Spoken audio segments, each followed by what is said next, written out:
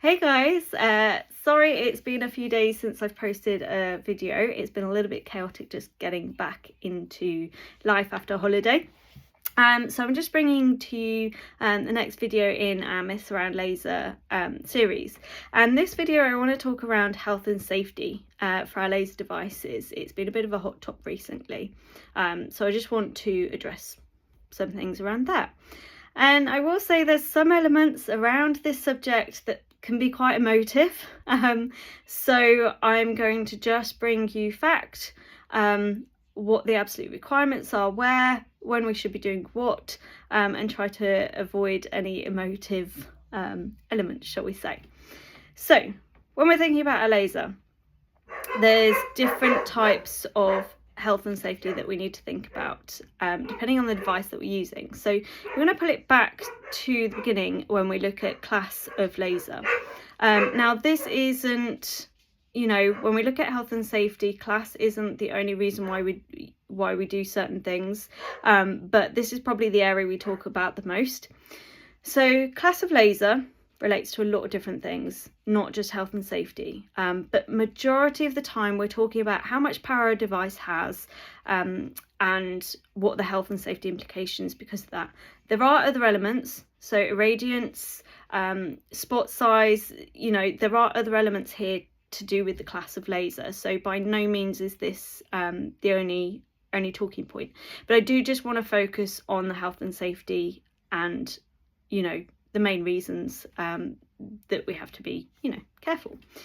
So when it comes to class of laser, we know, class 1, class 2, very, very low powered sort of supermarket scanner type safety. We don't want to go around putting it in anybody's eyes, but the risk of damage is very minimal.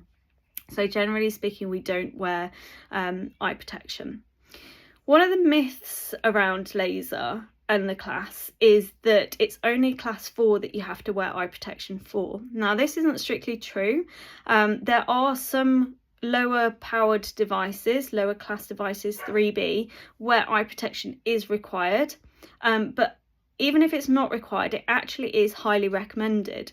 So it's not just a case of I have a 3B, I don't have to wear eye protection. So just be aware of that to make sure whatever device you're using, you are mindful that actually just because it's 3B doesn't come with no health and safety ruling around that. And we're seeing that becoming a little bit more, a little bit stricter, tighter, particularly in corporate organisations. So being quite aware of that it's not just class 4s that require eye protection in every scenario.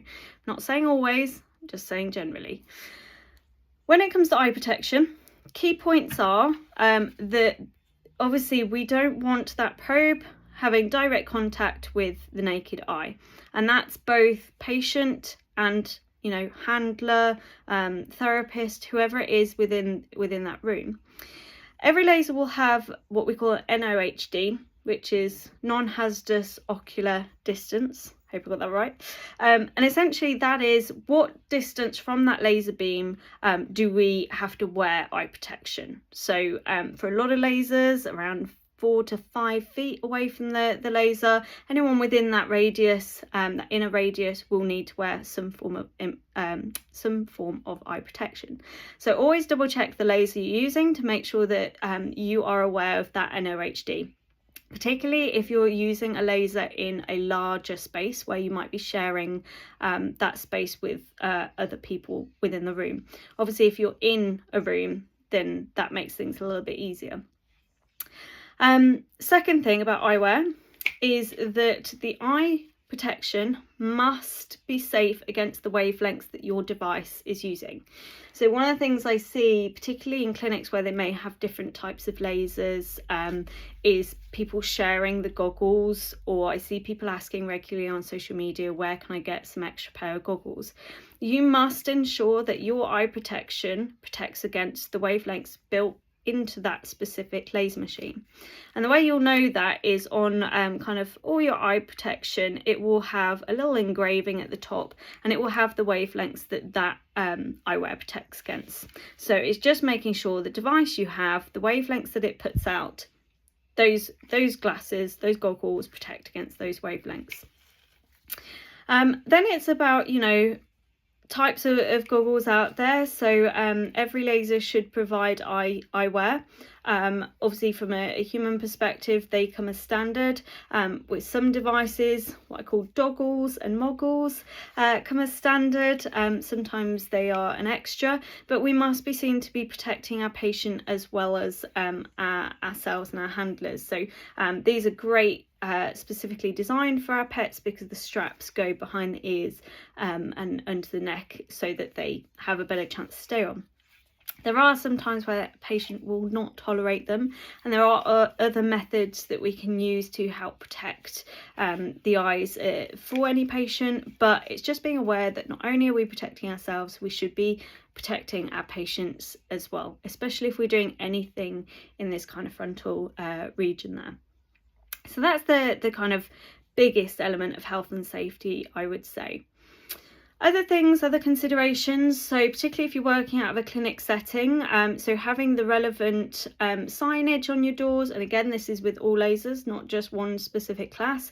We should have an awareness that we are using a laser device within a room, so just having the appropriate documentation on the door to say that a laser is in use. If again you're working within a clinic setting, having standard operating procedures and kind of local rules available as well, so that all those working in that space are aware again of any extra health and safety elements. Most devices will have an emergency stop button. So within, again, from a health and safety perspective, we must be able to stop that laser in an emergency. So make sure you're familiar with that on your device. And then probably the big one is in terms of patient safety, is ensuring that you are trained and appropriately using that device.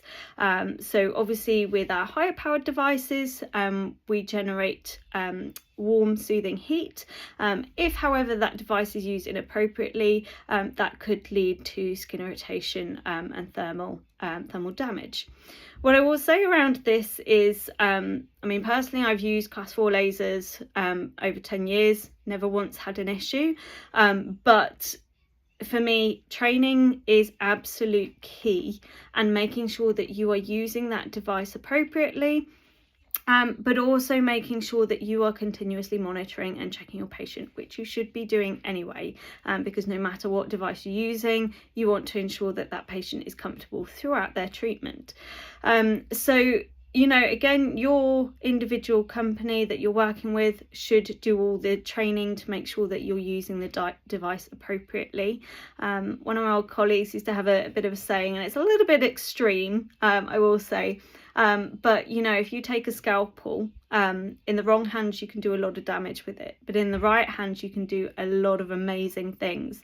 And you know, that same thought process is with our lasers. Absolutely, we're not going to be cutting tissues and, you know, quite to the same level as a scalpel, but you know, it's like a lot of the equipment we use, whether it's ultrasound, whether it's pulse mag, whether it's shockwave, whether it's, you know, our vets doing surgery, radiographs, everything we use on a daily basis has an element of, you know, potential in it, but it's making sure that we are correctly trained and correctly using any of those devices or pieces of equipment to ensure that our patients are safe, but also they are getting the best treatment possible, because at the end of the day we want to make sure that the outcomes are the best for our pets.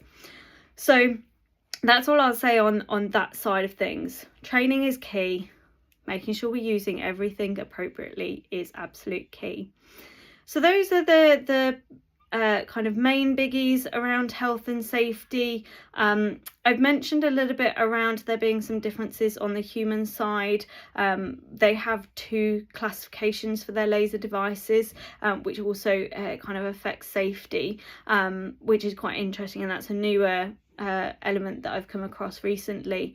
So still kind of learning a little bit more around that, but obviously from a human perspective, generally there's a lot more health and safety involved whenever you know, whenever we're treating people, which kind of seems silly because we want to be just as safe with our animals. One of the other areas just to kind of mention around health and safety is regulation. There's not that much. Quite honestly, there are no real absolute requirements for a clinic to have a laser safety advisor. This seems to be a newer concept that's coming through, mostly from the radiation protection advisor businesses. So it is kind of creeping in, and I wouldn't be surprised that we see this kind of more forthcoming. I know a lot of corporate organisations are embracing it. I don't necessarily believe everything's a bad thing, but as long as, again, as long as we're getting guidance as to what should be done within the clinic, but equally it's appropriate for the device that you're using. So just be aware that, you know, it's not an absolute requirement. At the moment, you know, there is no ionizing radiation from our laser devices. It's not quite the same level as radiography, but it is becoming a bit more popular. And around that as well, what I would, however, recommend that you do have in practice is a laser supervisor, just making sure that that person helps to ensure everyone that should be trained is trained, the lasers being used appropriately, the relevant documentation for health and safety is in place, and all those, you know, just keeping on top of everything. So that's one thing I really would recommend. So I'm going to leave it there. Because health and safety, like I say, can become a little bit emotive, but the key elements are check what device you're using and what actually are the requirements of that device to be safe, whether it's how far distance to be using goggles, whether it's advised or an absolute need that they should be wearing eye protection, what eye protection are you using and are they correct for the device you're using. Making sure that training is appropriate again for the device that you're using so that you're safe in everything that you do when delivering that energy, and just local rules and making sure that the clinic has a standard operating procedure around it. So I hope that all made sense, and I think I've covered everything around it, but if you have any questions, obviously drop them in the comments or drop me a message, and I'll see you guys in the next video.